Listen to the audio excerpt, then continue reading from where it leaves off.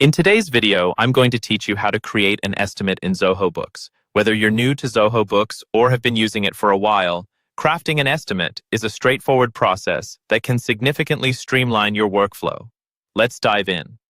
First, you'll need to navigate to the Estimates section in Zoho Books. This can be done from the comfort of your left-hand sidebar. Simply click on Sales and then select Estimates. If you're a fan of shortcuts, you can achieve the same by pressing the combination of the letter C followed by E. This will take you directly to the Estimates page, making the process efficient and time-saving. Now that you're in the right place, it's time to create a new estimate. Find the plus New button located in the top right corner of your screen and give it a click. This will open a fresh blank estimate template where you can start entering information. The next step is to select a customer for your estimate.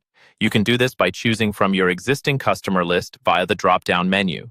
If you're dealing with someone new, you can also add them directly into the system here, ensuring all your client information is up to date.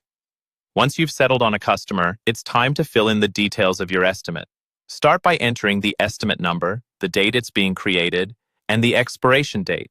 These fields are crucial as they set the time frame and legitimacy of your proposal. It's also helpful to specify a salesperson and a subject for the estimate to provide clarity and context, both for your records and your customer. Next, you'll need to enter the items that are part of your estimate.